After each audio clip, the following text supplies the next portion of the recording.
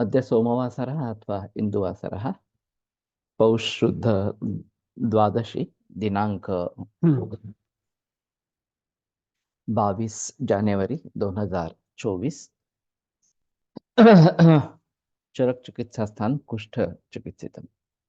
शंखं चक्रं जलौकां दधतमृतघटं चारुदोर्भिश्चतुर्भिः सूक्ष्मस्वच्छातिरुद्यां शुकपरिविलसन् मौलिमम्भोजनेत्रं कालाम्भोदोज्ज्वलाङ्गं कटितटविलसच्चारुपीताम्बराढ्यं वन्दे धन्वन्तरिं तं निखिलगदवनप्रौढदावाग्निलीलम् प्रौढदावाग्निलीलं ब्रह्मणो हि समारब्धा मात्रेयाद्येषु पूजिताम् अस्मदाचार्यपर्यन्तां वन्दे गुरुपरम्पराम् आयुर्वेदरतं वन्दे माधवाख्यं महागुरुम् आयुर्वेदामृतं सर्वं शिष्येभ्यो यः प्रदत्तवान् द्रष्टाज्ञानी दृष्टकर्मा कृतकर्मा तथैव च अध्यापको विश्वश्रेष्ठो महान् संशोधकस्तथा गुणैरेतैः समुदितैः यत्कार्यं प्रतनोति सः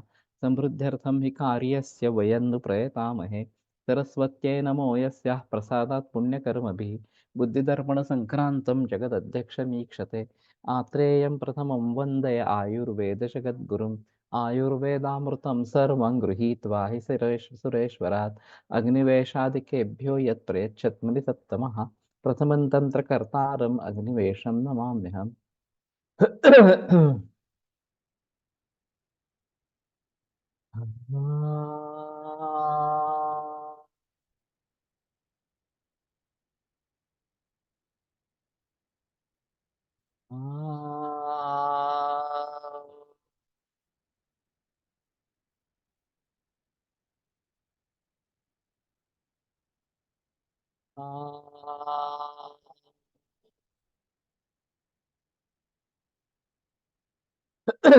ओम शांति शांति शांति। सप्तमोऽध्यायः अथातः कुष्ठचिकित्सितं व्याख्यास्यमः इति स्मः भगवान् आचार्यः। हेतुं द्रव्यं लिंगं कुष्ठानाम् आश्रयं प्रशमनं च शृण्वग्निवेश सम्यक् विबोध विशेषतः स्पर्शनघ्नानाम् विशेषतः स्पर्शनघ्नानाम् खास करके जो स्पर्शन का नाश करने वाले इस प्रकार से जो कुष्ठ, उनका कारण, उनके द्रव्य, उसके लिंग और उसका प्रशमन, ये मैं बताता हूँ।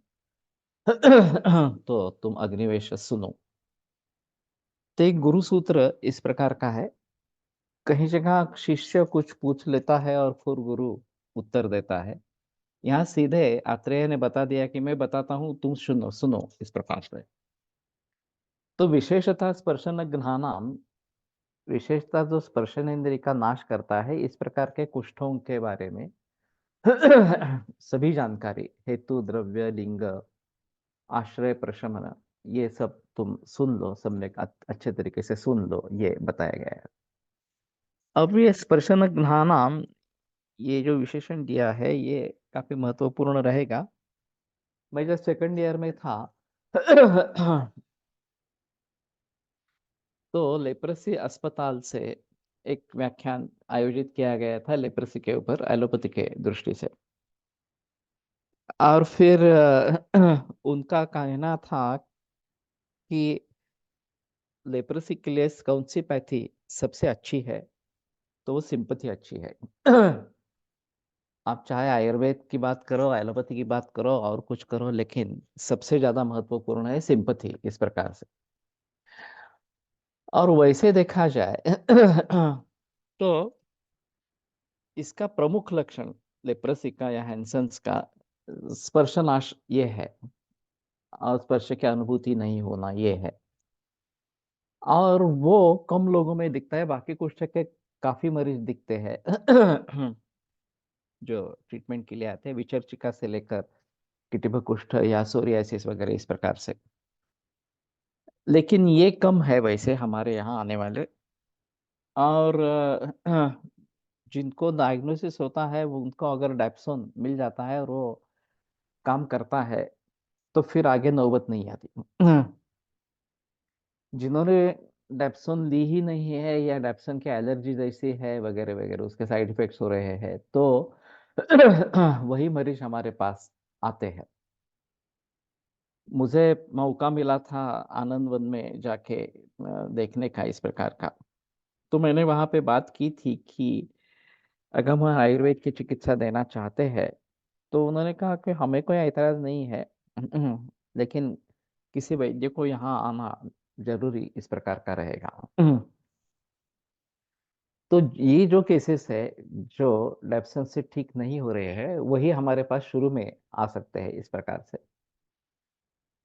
और फिर ये काफी सख्त बीमारी है, काफी समय लेने वाली इस प्रकार की है, और इसलिए इसको ट्रीट करना उतना आसान इस प्रकार का नहीं है। तो विशेषतः स्पर्शन ज्ञानाम, ये जो बात बताई गई है, तो ये बात ध्यान में रखनी चाहिए। दूसरी एक इसमें ऐसी चीज होती है कि दर्शन शंकर जो एक बड़ी हस्ती बेंगलोर में है, एकेडमी ऑफ डेवलपमेंट साइंस और FRLST, foundation for revitalisation of local health traditions,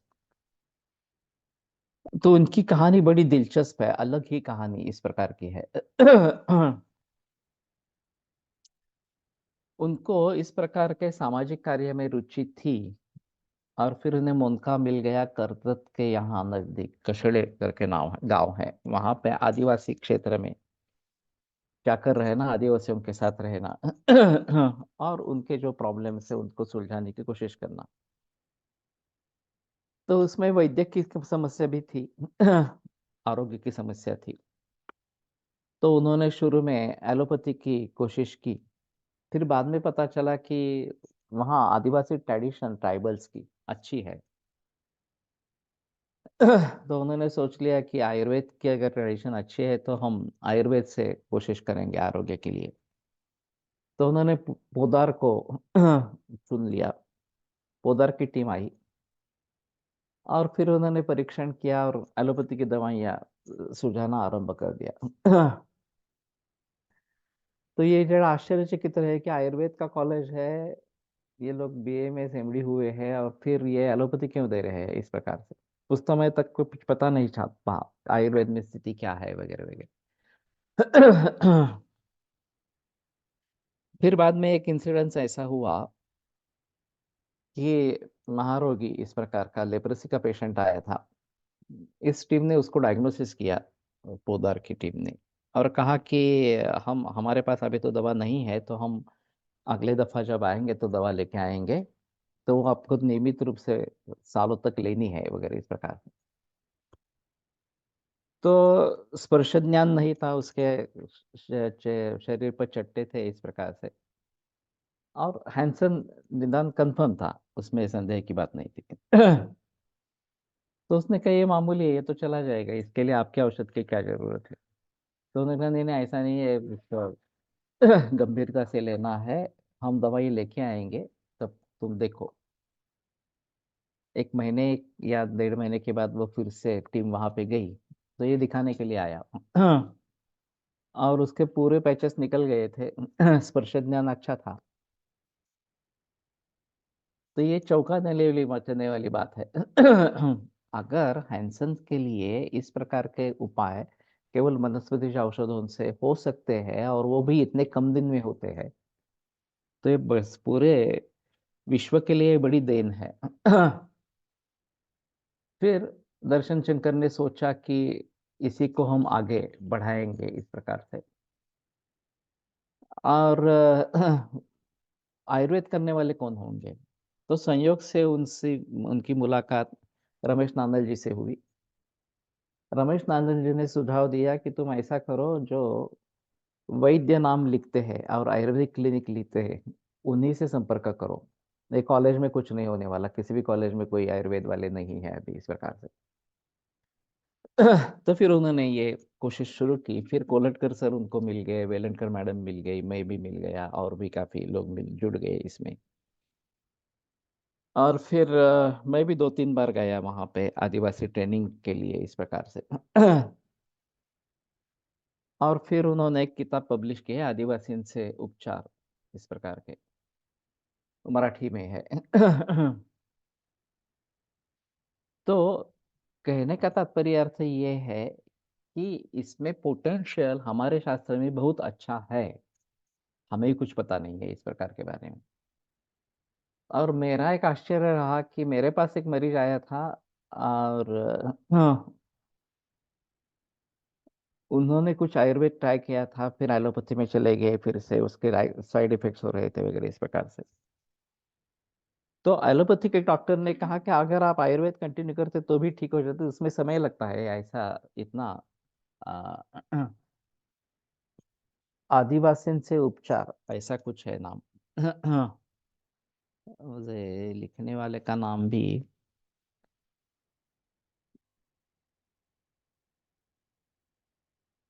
FRLST की वेबसाइट पर देखो, वहां तो आवारे आवारे करके लिखने वाले का नाम है।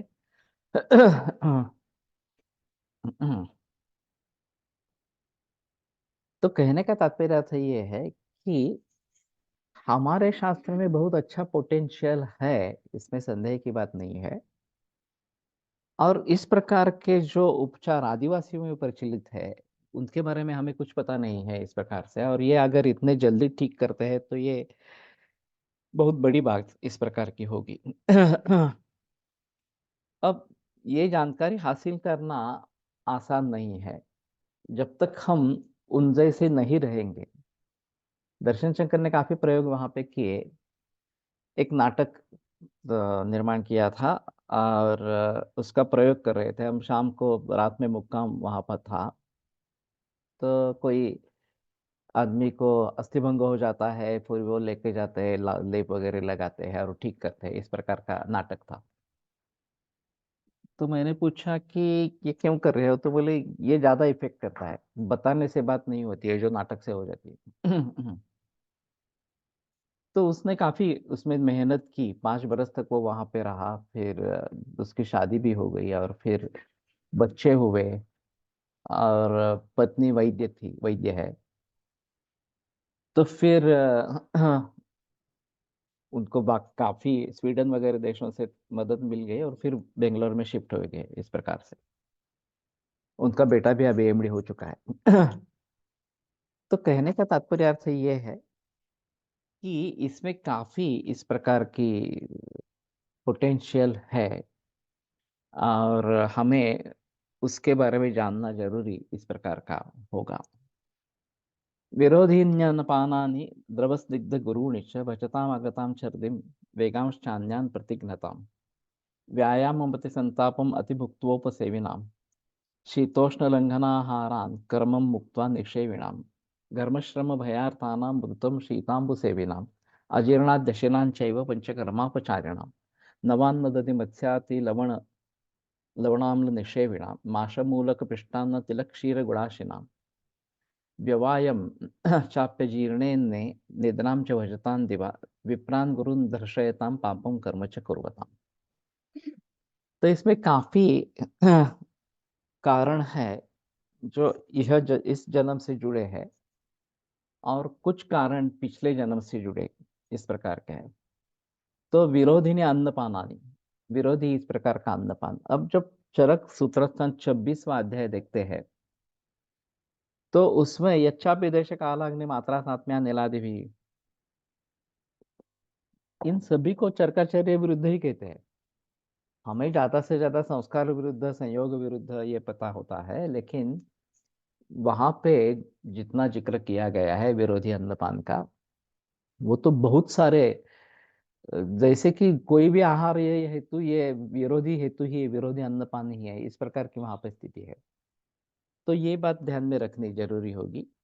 द्रव स्निग्ध गुरुणी च, द्रव स्निग्ध गुरु इस प्रकार के आहार सेवन करने से भजताम आगताम छर्दिम वेगांश चांद्यान प्रतिज्ञता, तो छर्दी वेग निर्माण हुआ है और उसको रोक दिया, या अन्य वेग को भी, वेगों का भी अवरोध इस प्रकार का किया गया। तो जो भाव शरीर से बाहर निकलना चाहते हैं उनको रोकना, ये मूर्खता इस प्रकार की है। अभी सिम्टोमेटिक रिलीफ के जरिए सर्दी हो रही है तो तत्काल एंटीएमेटिक दे देना पतले दस्त हो रहे हैं तो तत्काल लोमोटिल वगैरह जैसी की दवा ले लेना, ये काफी प्रचलन में आ गया। तो ये मूर्खता है वास्तव में। उसमें सही ढंग से क्या हुआ है ये देखकर लंघन पाचन वगैरह करना आवश्यक है, तो वो करना जरूरी इस प्रकार का रहेगा। इस प्रकार से मेकॅनिकली रोकना अच्छा नहीं है। यातले काय हेतू असतील कारण सर्व संतर्पण हेतू आहे, बता नहीं सकते कि उस आदिवासी में कारण किस प्रकार के थे, इस प्रकार से। और शायद जो खाना वो खाते हैं वो भी अगर पर्याप्त वगैरह इस प्रकार का नहीं है।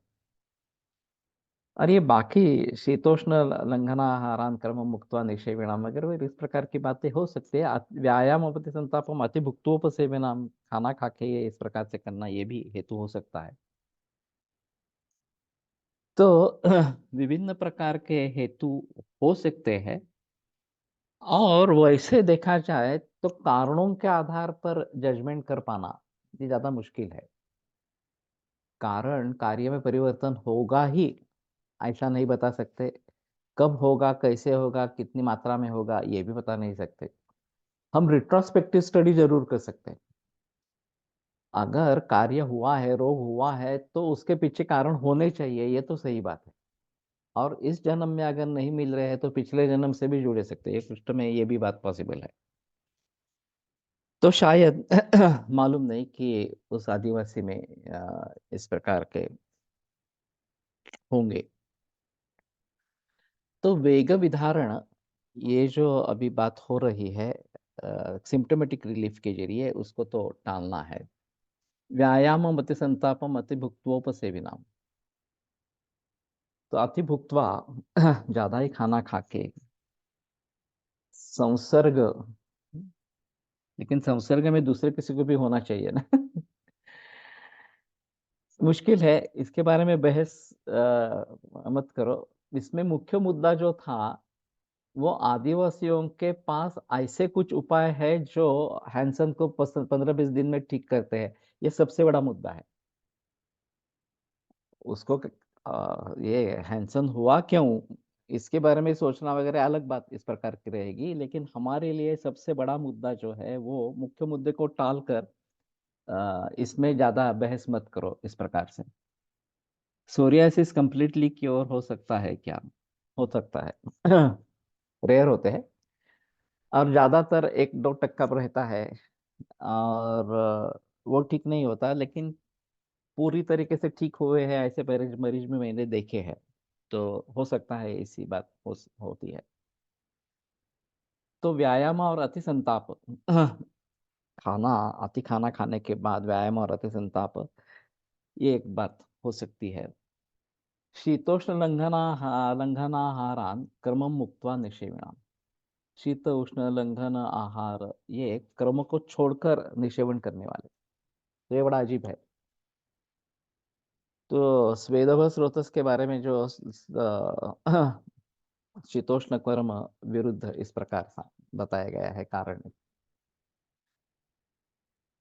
तो मैंने एक बात छेड़ी थी, विदेशों में hot and cold shower alternate करते रहना ऐसा ज्यादा प्रचलन में है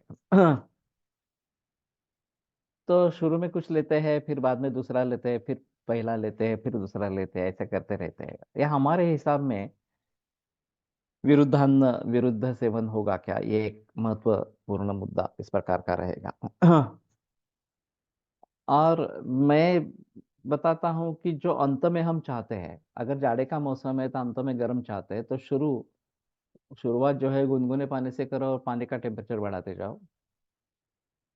अगर ग्रीष्म का ऋतु है, अंत में हम ठंडा चाहते हैं, ठंडक चाहते हैं, तो गुनगुने या थोड़े से गर्म पानी से शुरुआत करो और शीतल जल पर आ जाओ। ये क्रम सेवन इस प्रकार का होगा। अब ये डायरेक्ट रेफरेंस नहीं है ग्रंथों में, क्रम एक्चुअली क्या है ये डायरेक्ट सेवन संदर्भ नहीं है। फिर भी मुझे लगता है कि एक ही क्रम से जाना है, ठंडे की तरफ मुड़ना है या गर्म की तरफ मुड़ना है। और वो ऋतुओं के अनुसार इस प्रकार का करना है। घर्मश्रम भयार्तानाम द्रुतम शीतांबु सेविना। घर्म, श्रम और भयार्थ वो तुरंत अगर शीतांबु का सेवन करते हैं, शीत जल का सेवन करते हैं, तो ये बड़ा अजीब इस प्रकार का है। इसमें स्वेदभ सुरत बिगड़ना ये एक अहम मुद्दा इस प्रकार का रहेगा। और स्वेद ज्यादा होना कम होना ये दोनों कुष्ठ में दिखाई देते हैं लक्षण के रूप में, तो उनको देखना ये जरूरी इस प्रकार का रहेगा। अजीर्णाध्यशनांचैव पंचकर्मापचारणम। अजीर्ण और अध्यशन ये करते हैं बार बार इस प्रकार से, या पंचकर्मों में अपचार इस प्रकार का हो जाता है, गलतियां हो जाती है। नवान्न दधि मत्स्याति लवणाम्ल निक्षेपणाम। तो नवीन अन्न दधि मत्स्य अति लवण अम्ल इनका निक्षेपण करने वाले। तो ये तो सामान्य रूप से दिखाई देने वाले इस प्रकार के हैं। माश मूलक पृष्ठान्न तिलक क्षीर गुड़ाशिनाम। माश मूलक पृष्ठान्न तिलक क्षीर गुड़ ये सब साथ में लेना है नहीं लेना है, एक थोड़ा सा अलग रहेगा, अलग अलग भी हो सकते हैं इस प्रकार से। और इसमें मूलक भी आया है। माश निकृष्ट अन्न है, लेकिन मूलक के बारे में काफी प्रशस्ति है, लेकिन उसका दूध के साथ विरोध है। तो ये थोड़ा सा देखना पड़ेगा। व्यवायम चाप्य जीर्ण, अन्न का अजीर्ण होने पर व्यवहार करना इस प्रकार से। तो नाट्यशिता इस प्रकार का बताते हैं। तो लंघित भी नहीं होना चाहिए और ज्यादा खाना खाया है इस प्रकार के भी नहीं होना चाहिए, और फिर व्यवहार करने के लिए ठीक है इस प्रकार से। निद्रांच भजतान दिवा, और दिवा निद्रा अगर सेवन करते रहते हैं। विप्रान गुरुन दर्शयताम। विप्र और गुरु इनका दर्शन करने वाले, उनका अपमान करने वाले या अवहेलना करने वाले वगैरह वगैरह, या उनको डांटने वाले वगैरह इस प्रकार से। पापं कर्म च कुर्वताम, और पाप कर्म करने वाले, इन सभी को कुष्ठ निर्माण हो सकता है। तो ये अंत में जो आया है हेतु इस प्रकार का, ये इस जन्म का भी हो सकता है, पिछले जन्मों का भी हो सकता है। और फिर ये अगर ठीक नहीं हो रहा इस प्रकार से, तो जब तक उसका पूर्व कर्म पूरा भुगत के नष्ट नहीं हो जाता, तब तक ये होता ही रहेगा।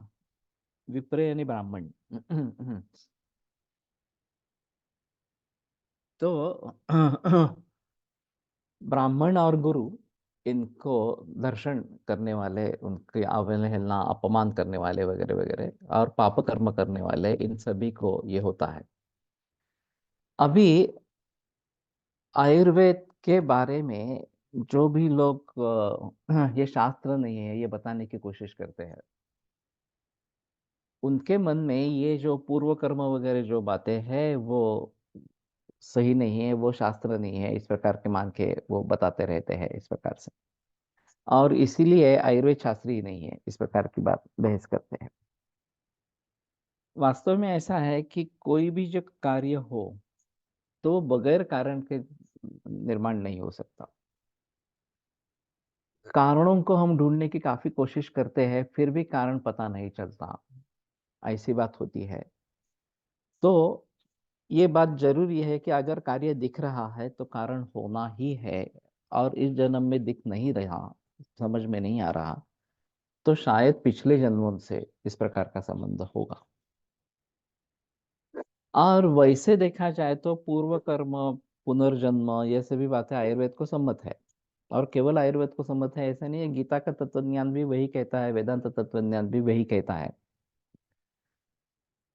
तो जहां हमें चाहिए वहां उस तत्वज्ञान की सहायता लेना, जहां हमें नहीं चाहिए वहां उनको ठुकरा देना, ये बात सही नहीं है। और वैसे पैरासाइकोलॉजी में ये काफी स्पष्ट रूप से उसके बारे में प्रयोग हुए हैं कि कोई बच्चा किसी अन्य भाषा में बोलने लगता है, कुछ बहुत सारी जानकारी उसको है वगैरह वगैरह, और फिर ये पता चल गया कि पिछले जन्म में वो ऐसा ऐसा कुछ था, और वो सब याद कर रहा है वो इस प्रकार से। पाप कर्म या पूर्व कर्म वैसे तो किसी भी व्याधि का हेतु हो सकता है, लेकिन कुष्ठ में विशेष उल्लेख आता है, ऐसा क्यों? रिट्रोस्पेक्टिव स्टडी हो सकता है कि पाप कर्म हुआ है तो उससे दूसरी बीमारियां होगी नहीं होगी, हो सकती है, उसमें संदेह की बात नहीं है। नहीं, ये तो पता नहीं आदिवासी ने किस वनस्पति का प्रयोग किया था, ये तो उसने बताया नहीं। शायद इस किताब में अगर कुछ होगा तो देखेंगे, पता नहीं है इस प्रकार से। लेकिन जब तक हम उनके साथ रहते नहीं है वो ओपन आउट नहीं होते, ये तो सही बात इस प्रकार की है। तो उनसे संपर्क अगर बढ़ जाए तो ये बात हो सकती है। और फिर इस प्रकार के उपायों को जानना, उनको प्रत्यक्ष में लाना, ये काफी मुश्किल मामला है। फिर भी जिसको जिसमें दिलचस्पी है वो कर सकते हैं, इसमें इसमें कोई संदेह की बात नहीं है। तो पाप कर्म भी रोग का हेतु है, खास करके कुष्ठ का हेतु है, ये एक अहम मुद्दा इस प्रकार का रहेगा। और वो अगर स्थिति है तो हम ज्यादा कुछ नहीं कर पाएंगे। ये उपड़ेकर महाराज की एक कथा है, फणसलकर और बेंद्रे दोनों उनके शिष्य इस प्रकार के थे। दोनों का एक कॉमन पेशेंट था, बेंद्रे एलोपैथी के स्किन स्पेशलिस्ट थे और फणसलकर आयुर्वेद प्रैक्टिस करते थे। तो विचर्चिका जैसा था, और ये दोनों गए थे उस समय, वो किसान भी वहां पे आया था और उन्होंने बताया कि ये मुझे ऐसा इस प्रकार का कुष्ठ है। तो उपड़ेकर महाराज ने कहा कि तुम्हारे खेत में एक मंदिर था, तुमने उसको उखाड़ दिया है। तो बोले हाँ। तो फिर से प्रस्थापित करो उसको। तो प्रस्थापित कर दिया तो उसका कुष्ठ चला गया। अब ये बात आम जनता के समझ में नहीं आने वाली, ये केवल आध्यात्मिक ताकत ही है इस प्रकार से। तो कहने का तात्पर्य अर्थ ये है कि इस प्रकार की अगर बातें हैं तो उनको कैसे समझना, ये एक बड़ा मुश्किल काम है। लेकिन इसका ये मतलब नहीं ये झूठ है। पूर्व कर्म से भी इस प्रकार की बीमारियां होती है या दुर्गति प्राप्त होती है। भीष्म ने श्री कृष्ण से पूछा था जब वो शरपंजरी हो गए थे कि मैंने 66 बरस जन्म पूर्व जाकर देखा, लेकिन मुझे कुछ कारण नहीं समझ में आया। तो कृष्ण ने कहा और एक जन्म पीछे जाओ तो तुम्हें कारण पता चल जाएगा। अब ये कृष्ण और भीष्म की बात है। और भीष्म में ये ताकत थी कि पूर्व जन्म में क्या क्या किया है ये देखने की इस प्रकार से। और कृष्ण को तो मालूम ही था कि कैसा है क्या है इस प्रकार से। तो ये काफी मुश्किल मामला है कि कितने जन्म पीछे जाएंगे ये भी पता नहीं चलता इस प्रकार से। इससे बोध क्या लेना है? बोध ये लेना है कि पाप कर्म नहीं करना है। हमारे पिछले जन्मों में अगर हमने पाप कर्म किया है तो वो भुगतना ही पड़ेगा। लेकिन किया नहीं है तो इस जन्म में तो नहीं करना है, कम से कम दुखदायक आयुष नहीं प्राप्त हो। करना है तो पुण्य कर्म करो, और नहीं तो निष्काम कर्म करो। ये इसमें जो शिक्षा मिलती है वो महत्वपूर्ण है। तो समाज धारण इसी शिक्षा से होगा, और इसलिए ये पाप पुण्य की संकल्पना आवश्यक रहेगी। जैसे हम प्रगल्भ होते जाएंगे तो मुझे कुछ भी नहीं चाहिए ये बात हो सकती है। निष्काम कर्म मुझे करना है ये बात हो सकती है। वातादयस्त्रयो दुष्टास्त्वग्रक्तम मांसम अम्बुच दूषयन्ति स कुष्ठानाम सप्तको द्रव्य संग्रह। तो वातादि तीन दोष दुष्ट इस प्रकार के त्वक, रक्त, मांस और उदक, ये 7 द्रव्य संग्रह है कुष्ठ का इस प्रकार से। एक अजीब बात है कि हमारे हिसाब में ये सब द्रव्य ही है, उसमें संदेह की बात नहीं है। यत्राश्रिता कर्मगुणः कारणम समवायत्त द्रव्यम, इस प्रकार की व्याख्या चरकाचार्य ने शुरू में ही की है। तो दोष क्या है, दोष द्रव्य है या शक्ति है, इसके बारे में काफी बहस बीच में चली थी। और कुछ लोगों का मानना था कि दोष ये शक्ति स्वरूप इस प्रकार के है। अग्निरेव शरीर पित्तांतर्गत, हाँ, शुभाशुभानि करोति वगैरह वगैरह, इस प्रकार के कुछ उदाहरण भी देते हैं। तो वास्तव में अग्नि और पित्त अलग है। पित्त अग्नि का आश्रय है, काम करता है अग्नि, ये सही बात है, और अग्नि शक्ति है उस प्रकार से। लेकिन केवल गुण या शक्ति बगैर द्रव्य के रह नहीं सकती। वो द्रव्य से जुड़ी इस प्रकार की है। और इसलिए दोष धातु मल ये सभी जो है वो द्रव्य स्वरूप ही है हमारे हिसाब में। ये बात पक्की ध्यान में रखनी है। उनमें शक्ति बसती है, ये एक अलग बात है, और ये शक्ति के जरिए काम होता है। जैसे वायु द्रव्य भी है, वायु शक्ति भी है। कफ या श्लेष्मा सोम, ये द्रव्य भी है, शक्ति भी है, और पित्त भी इस प्रकार का है। लेकिन शक्ति उसमें स्थित है। और इसलिए उस शक्ति के द्वारा सभी कार्य होते रहते हैं। नावीर्यं कुरुते किंचित सर्वावीर्य कृता, ऐसा क्रिया जो भी है वो केवल वीर्य से ही होती है, वीर्य के बिना क्रिया नहीं होती है। तो ये एक अहम मुद्दा इसमें रहेगा।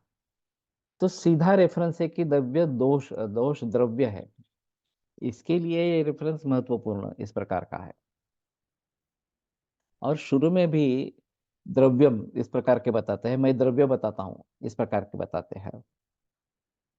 तो कहने का तात्पर्य था, द्रव्यमेव रसादीनां श्रेष्ठम तैहि तदाश्रया। रसादी में द्रव्य श्रेष्ठ है क्योंकि वो तदाश्रय है। रसादी जो है वो द्रव्य के आश्रय से रहते हैं, और यही एक अहम मुद्दा यहाँ पे ध्यान में रखना इस प्रकार का है। तो त्वग, रक्त, मांस और जल, उदक, ये अ, द्रव्य संग्रह इस प्रकार का है। अतः कुष्ठानि जायन्ते सप्त च एकादश एव च, न च एकदोषरं किंचित कुष्ठम समुपलभ्यते। और 7 या 11 इस प्रकार के कुष्ठ निर्माण होते हैं। एक दोष ऐसा कोई भी कुष्ठ नहीं रहता इस प्रकार से। तो तीनों दोष इसमें, हाँ, शामिल होते हैं। और सुश्रुताचार्य ने भी सर्वाणि कुष्ठानि स वातानि स पित्तानि श्लेष्माणि स रक्तानि रक्तानि स कृमीण च भवन्ति, इस प्रकार का निर्देश किया है। तो सभी कुष्ठ रोगियों में रक्त और कृमि इनका विचार करना ही है, ऐसा है। तो इससे 7 या 11 इस प्रकार के कुष्ठ निर्माण होते हैं, और एकदोष जो कोई भी कुष्ठ नहीं मिलता इस प्रकार के। स्पर्शाज्ञत्वम अतिस्वेदो नवा वैवर्ण्यम उन्नति, कोठानां लोमहर्षश्च कंडुस्तोदश्रमः क्लमः, व्रणानाम् अधिकं शूलं शीघ्रोत्पत्तिश्चिरस्थितिः, दाह सुप्तांगता चेति कुष्ठ लक्षणम अग्रजम। तो ये पूर्व रूप के बारे में बताते हैं कुष्ठ के। स्पर्शाज्ञत्वम, स्पर्श न समझना। अतिस्वेदो नवा, बहुत पसीना आना या बिल्कुल नहीं आना। वैवर्ण्यम उन्नति, वैवर्ण्य निर्माण होना। उन्नत, वो वहां पे कुछ है वो उन्नत हो जाना। कोठानाम लोमहर्षश्च कंडुस्तोद श्रम क्लमः, उन्नति ही कोठानाम उसका करेंगे ज्यादा अच्छा रहेगा। लोमहर्ष, कंडु, तोद, श्रम क्लम, श्रम क्लम है तो सार्वधिक इस प्रकार के लक्षण है। वर्णानाम अधिकम शूलम, वर्ण में अधिक शूल, और शीघ्रोत्पत्ति चिरस्थिति, तात्काल उत्पन्न होता है और चिरस्थिति रहती है। दाह सुप्तांगता चेती कुष्ठ लक्षण अग्रजम, दाह और सुप्तांगता ये एक अग्रज कुष्ठ लक्षण इस प्रकार का है। अब कैंसर के मरीजों में, खास करके ओरल कैंसर और ब्रेस्ट कैंसर में व्रणभाव निर्माण होता है। एक तो ये सूचित करता है कि संचयन च प्रकोपं च संशयं प्रसरम स्थान संशयम व्यक्तिम भेदं च यो वेत्ति दोषाणम स भवेद विशक। तो भेद ये अंतिम अवस्था इस प्रकार की है, तो काफी एडवांस डिसीज है ये, एक बात होती है इस प्रकार से। और खास करके कैंसर के घाव ठीक नहीं होते। केमोथेरेपी से कुछ हद तक रिलीफ मिलता है, या कुछ लोगों के घाव ठीक होते हैं, लेकिन बार बार होते रहते हैं इस प्रकार से।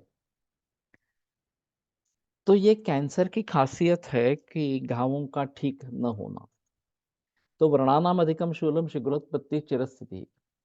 व्रणों में अधिक शूल शीघ्र उत्पत्ति और चिरकाल रहना, ये कुष्ठ का है। तो मुझे अभी थोड़ा सा ऐसा लगा कि कैंसर में जहाँ पे व्रण है वहां कुष्ठ चिकित्सा की जाए। तो ये सभी कुष्ठ के पूर्व बताए गए हैं वास्तव में इस प्रकार से। लेकिन त्वग लसिका अम्बु वगैरह ये सभी तो दृश्य इस प्रकार के दिखाई देते हैं इस प्रकार से। और फिर उसको भलीभांति देखना जरूरी है। कुष्ठ रोग के अपथ्य में दूध भी आया है।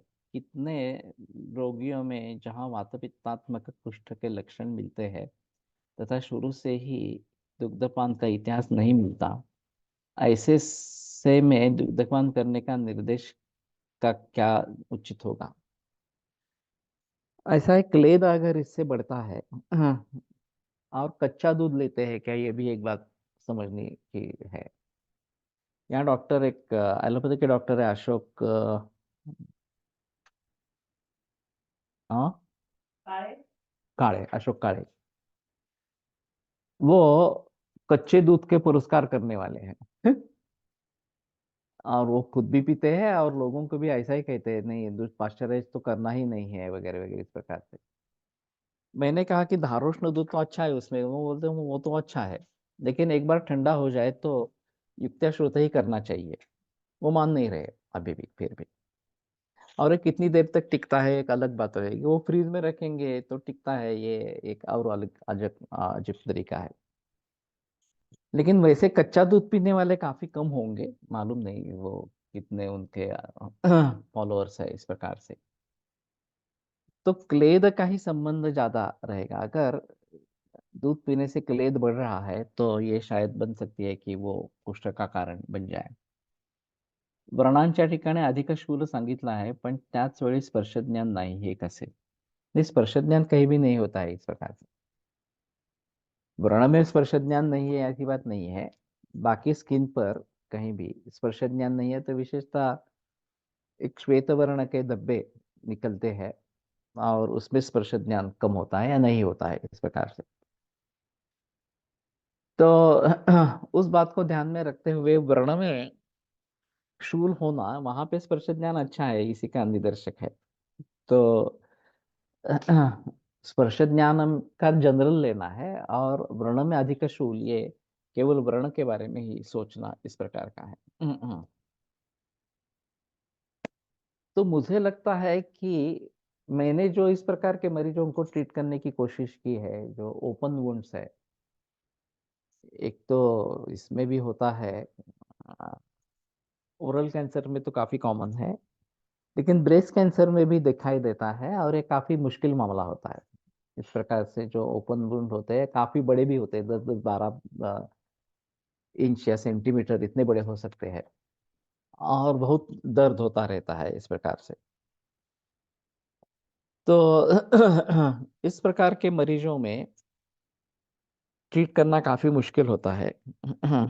हमारे एक यहाँ इमडी आयुर्वेद थी, कॉलेज में पढ़ाती थी, उसको एडवांस स्टेज में ही डिटेक्ट हुआ, फिर काफी सर्जरीज और सर केमो रेडिएशन ये सब हुए, डिसीज बढ़ता ही रहा। और फिर मेरे पास आई थी, मैंने करीबन 2 बरस तक उसकी ट्रीटमेंट की, लेकिन बच नहीं पाई। और शुरू में मैंने सुझाव दिया था कि ऑपरेशन अगर हो सकता है तो करो। ऑपरेशन से कुछ हद तक रिलीफ मिला, लेकिन फिर से बढ़ने लगा। उनका कहना था फिर से केमो करनी है, लेकिन इतने बार पहले केमो कर चुकी थी कि और केमो करने में कोई मतलब नहीं था इस प्रकार से। तो करीबन 2 बरस के बाद उसकी डेथ हो गई और काफी 40 बरस की थी। तो कहने का तात्पर्य अर्थ ये है, इस प्रकार के जो वर्ण भाव निर्माण होते रहते हैं, खास करके ब्रेस्ट कैंसर में ये भी काफी मुश्किल वाला मामला है। पेनिस के कैंसर के बारे में भी ये दिखाई देता है, वहां भी घाव ठीक नहीं होता है जल्दी जनरली पेनेक्टमी कर देते हैं, पूरा पेनिस ही निकाल देते हैं, फिर भी वहां पे या फिर इसमें इंग्वाइनल रीजन में, लिम्फ नोड्स में वर्णभाव हो जाता है।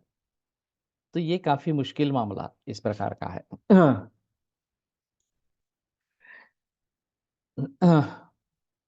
दाह सुप्तांगता चेति कुष्ठ लक्षण अग्रजम। दाह और सुप्तांगता ये कुष्ठ लक्षण अग्रज इस प्रकार का है। अत ऊर्ध्वम अष्टादशानां कुष्ठानां कपाल उदुम्बर मंडल ऋष्यजिह्व पुंडरीक सिद्म काकणक एक कुष्ठ चर्माख्य किटिभ विपादिका अलसक दद्रु चर्मदल पामा विस्फोटक शतारुर व्यचर्चिकानां लक्षणानि उपदेक्ष्यामः। तो ये 18 प्रकार के जो कुष्ठ है उनके लक्षण बताते हैं। अब एक अजीब बात ऐसी है कि यहाँ निदान में इस प्रकार के अष्टादश कुष्ठ है ये बताते हैं, और चिकित्सा जब शुरू करते हैं तो कुष्ठ के प्रकार के अनुसार चिकित्सा बहुत कम है। वातोल्बण कुष्ठ है, पित्तोल्बण कुष्ठ है, कफोल्बण कुष्ठ है, तो ये चिकित्सा करनी है, इस प्रकार की बात बताते हैं। आगे थोड़े योग आते हैं कि जो विशिष्ट कुष्ठ के लिए उपयोगी इस प्रकार का है। तो अगर निदान में हम इतने गहराई में जाएंगे और चिकित्सा में इस प्रकार का कुछ नहीं बताएंगे, तो ये निदान में इतना सब कहने की क्या आवश्यकता है, ये भी एक बात हो सकती है। वात प्रधान कुष्ठ के लक्षण, पित्त प्रधान कुष्ठ के लक्षण वगैरह बता देते हैं, और फिर वात प्रधान में ये करना है, पित्त प्रधान में ये करना है, इस प्रकार से कहेंगे तो अलग बात है। लेकिन कुछ कुष्ठों में इस प्रकार के बताए। वैसे प्रमेह के बारे में भी चरकाचार्य ने कफज जो प्रमेय है, 10 प्रमेय है, उनके लिए काढ़े बताए हैं। उनमें से पहले 2 काढ़े ज्यादा महत्वपूर्ण इस प्रकार के हैं, लेकिन बाकी भी काढ़े हैं। वैसे पित्तज के लिए भी बताए हैं, कफज वातज के लिए भी बताए हैं इस प्रकार से। लेकिन उदक कुष्ठ, उदक मेह के लिए ये काढ़ा दे दो, इक्षु मेह के लिए ये काढ़ा दे दो वगैरह, इस प्रकार का निर्देश नहीं है। सुश्रुताचार्य ने बताया है, हर प्रमेह का अलग अलग काढ़ा इस प्रकार का बताया है। तो अगर स्पेसिफिक काढ़े नहीं देने हैं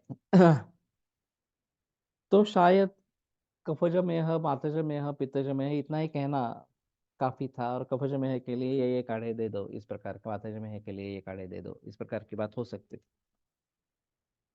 लेकिन निदान में बहुत गहराई में जाना, इस प्रकार के बताना, और चिकित्सा में उसके बारे में कोई बहस नहीं करना, ये एक अलग मुद्दा इस प्रकार का है। वास्तव में देखा जाए तो निदान के अनुसार चिकित्सा आनी चाहिए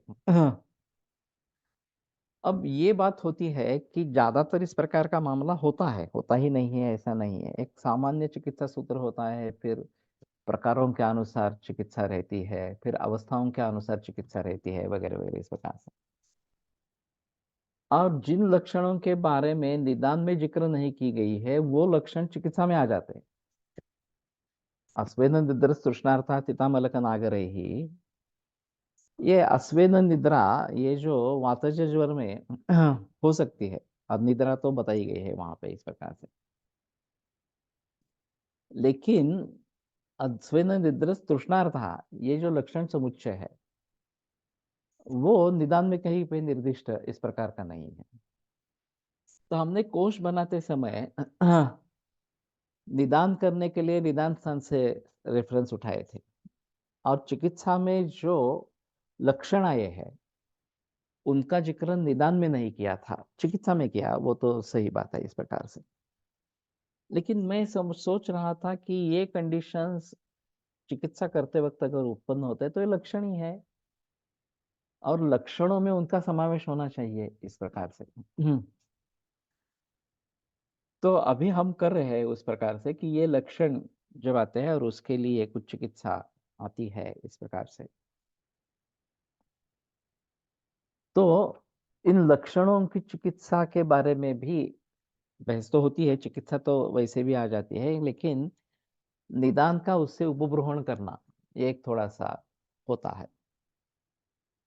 कि अस्वेद निद्रा तृष्णा, ये ज्वर में लक्षण हो सकते हैं, एक साथ में हो सकते हैं इस प्रकार से। ये ज्वर में भी हमें जानकारी होनी चाहिए इस प्रकार से, ज्वर के बारे में जानकारी होनी चाहिए।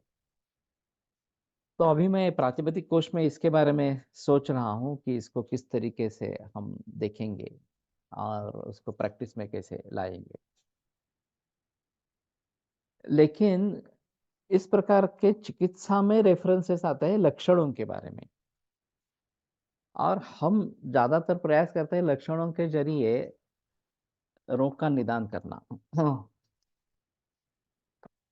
तो उसमें इनका रोल नहीं रहता इस प्रकार से, निदान करने के हिसाब से। लेकिन चिकित्सा के हिसाब से तो रोल रहता है, और चिकित्सा कोश में वो आता भी है। लेकिन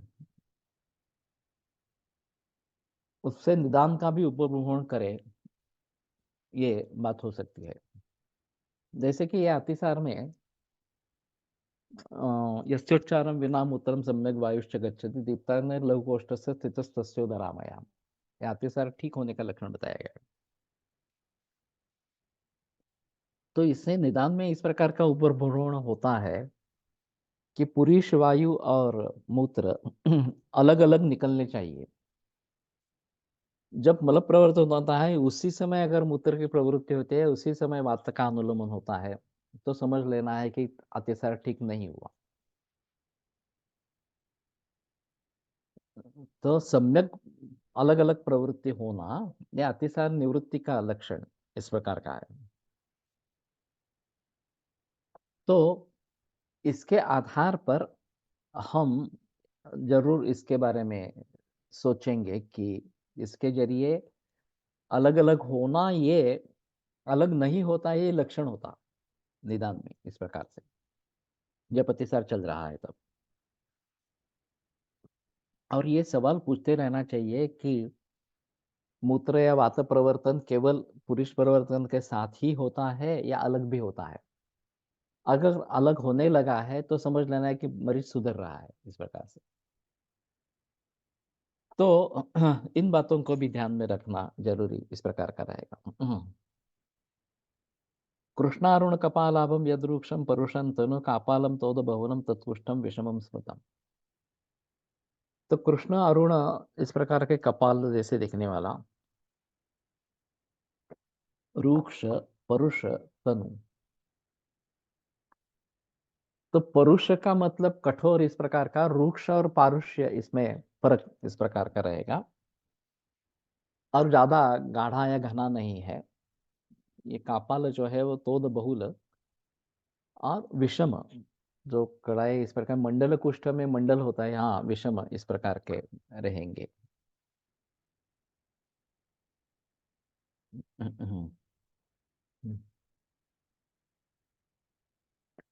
दाहकंडु रुचाराग परितं लोमपिंजरम उदुम्बर फलाभासम कुष्ठम औदुम्बरम विदु। तो कपाल कुष्ठ के वर्णन के अनुसार कुछ लोग सोरियासिस का निदान कपाल कुष्ठ, कुछ कुटिब कुष्ठ इस प्रकार के करते हैं। वैसे ये काफी मुश्किल मामला है कि उसका निदान क्या करे। अगर उसके लिए अलग कोई चिकित्सा आई नहीं है तो उसका मतलब ज्यादा रहता नहीं है। 13 वर्ष करायला ओके। नहीं, ये ले लिया ना हमने, सिर्फ वो नाम है। एककुष्ठ चर्माख्य किटिभ विपादिका अलसक दद्रु चर्मदल पामा विस्फोटक शतारुरु विचर्चिका, ये मैंने पढ़ लिया था, लेकिन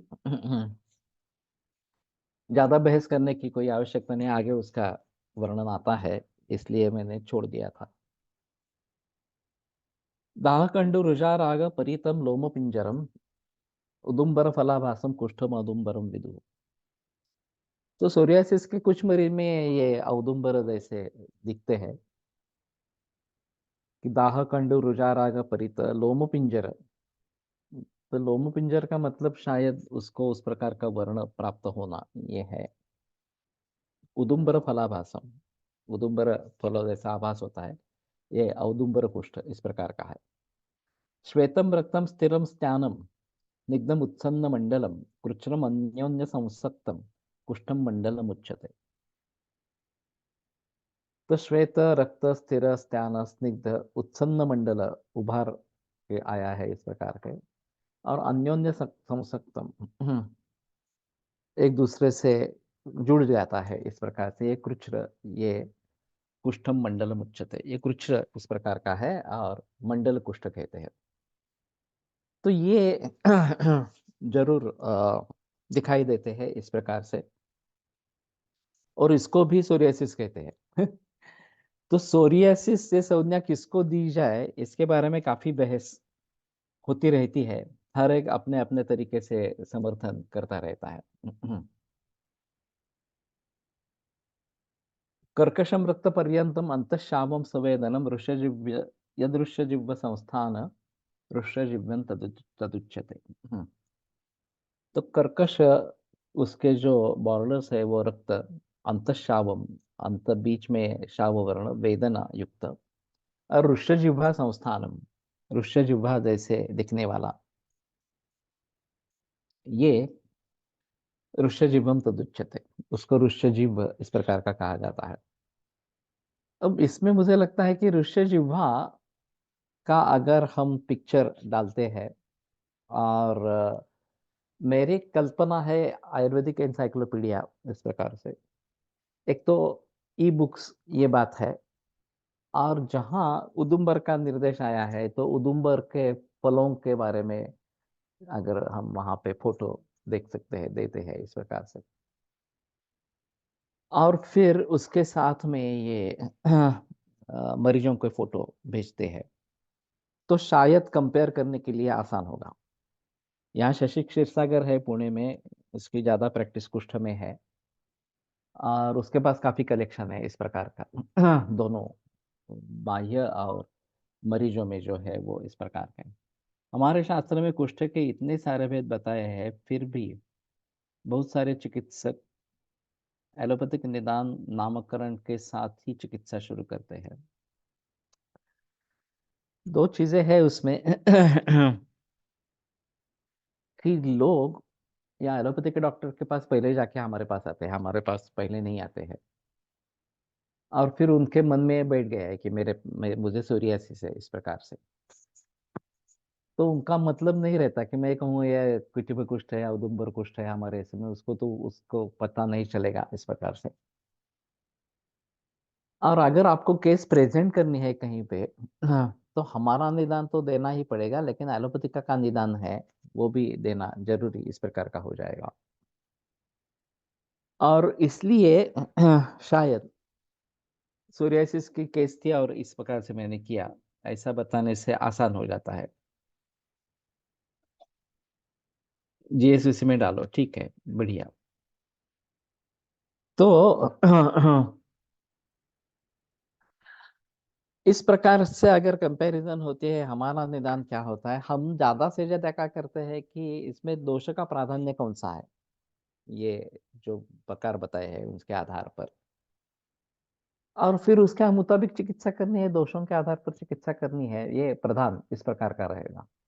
तो चाहे हमारे लिए वो पिटिपु कुष्ठ हो या औदुंबर कुष्ठ हो, और एलोपैथी के हिसाब से सोरियासिस हो या और कोई बीमारी हो इस प्रकार से, तो उससे लेना देना ज्यादा नहीं है। हाँ। अभी ये जो बात बताते हैं कि ये जेनेटिक डिसऑर्डर है, मेरे एक मरीज ने मुझे बताया था, वो 3-4 स्किन स्पेशलिस्ट के पास जाके आया, फिर कुछ फायदा नहीं हुआ, टेम्पररी स्टेरॉइड से थोड़ा सा रिजल्ट मिलता था फिर बढ़ जाता था। तो 5वें जो स्किन स्पेशलिस्ट के पास गया तो उसने वहां पे सीधा बोल दिया, मैं पहले ही 4 लोगों के पास जाके आया हूँ, अगर आप कुछ अलग बताने वाले हैं तो ही ठीक है, नहीं तो मैंने ये सभी दवा ली है वगैरह जो। और मैं अभी चाहता हूँ कि मैं आयुर्वेद में चला जाऊं। जैसे ही स्किन स्पेशलिस्ट ने आयुर्वेद का नाम सुना तो फिर उसने कहा नहीं नहीं, आप ऐसा कुछ मत करिए, बीमारी ही ऐसी है, ये ठीक होती ही नहीं है, जेनेटिक बीमारी है वगैरह वगैरह इस प्रकार से। और कोई प्रयास करने में मतलब नहीं है, दवा से थोड़ा देर तक आसान होगा, फिर पड़ता रहेगा, या ऐसे ऐसे तेरा चलता रहेगा। फिर भी वो मेरे पास आया हमने पंचकर्मा वगैरह किए, धारा की, और तो काफी अच्छा हो गया। तो फिर उसको एक बार फिर से जाके उसको दिखाना है, स्किन स्पेशलिस्ट को, कि देखो तुमने कहा था ये कुछ होता नहीं है वगैरह, इस प्रकार से आयुर्वेद से ये रिजल्ट्स प्राप्त हुए हैं इस प्रकार से। तो शायद कुछ डॉक्टर बदलेंगे, सभी तो नहीं बदलेंगे, लेकिन कुछ डॉक्टर बदलेंगे कि ठीक है, अगर नहीं हो रहा है तो आयुर्वेद करो, होम्योपैथी करो, इस प्रकार से बताने के लिए। या अगर आप करते हैं तो मुझे कोई एतराज नहीं है इस प्रकार से। लेकिन ये काफी मुश्किल मामला इस प्रकार का है, और जेनेटिक डिसऑर्डर्स ठीक होते हैं या नहीं होते हैं इसके बारे में संभ्रम है। एक बार ये छप्पा लग गया कि जेनेटिक है, ये ठीक नहीं होने वाला इस प्रकार से, तो मैं मानता हूँ कि हमें वहां से दवाइयाँ शुरू करनी है, गर्भावस्था से लेकर दवाइयाँ शुरू करनी है। अभी जो मैं कर रहा हूँ, उस महीने का काढ़ा, और फिर उसके साथ में फलगुरुत और गर्भपात रस, इस प्रकार से। षष्ठे स्नायु शिरारोम बलवर्ण नक्षत्र, छठे महीने में त्वक की निर्मित होती है। तो खास करके इस प्रकार के अगर कुष्ठ जन्म से लेकर है, कुछ मरीजों में होता है, टॉर्स डिसीज एक इस प्रकार का है, तो जन्म से है इस प्रकार से। मेरे पास कुछ मरीज उसके आए हैं।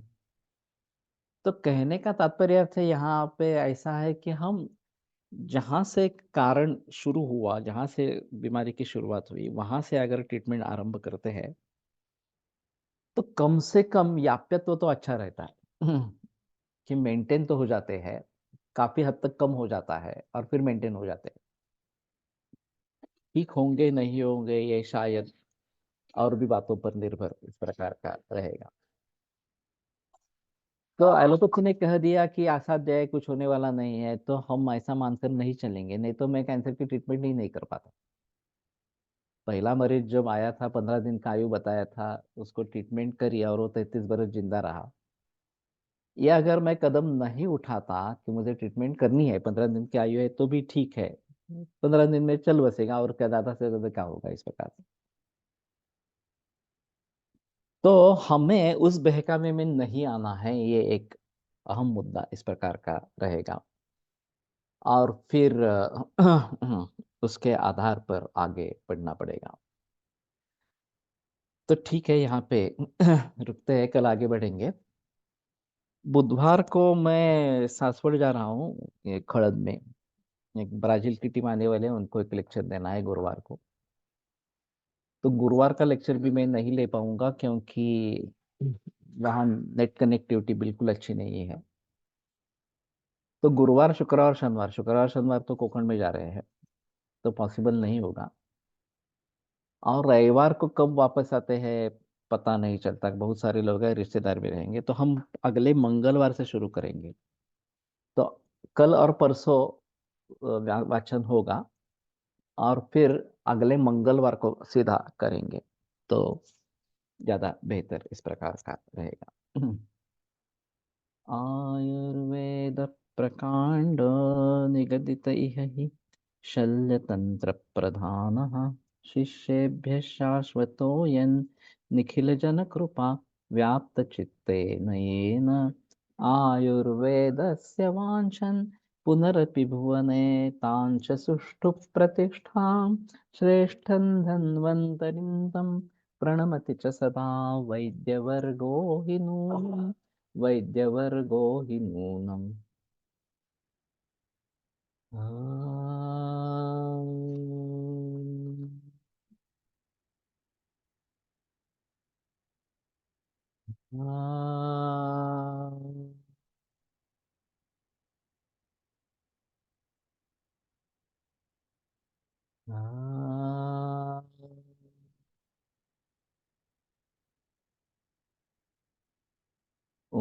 शान्तिः शान्तिः शान्तिः विरम्यते व्याख्यानव्यापारात्।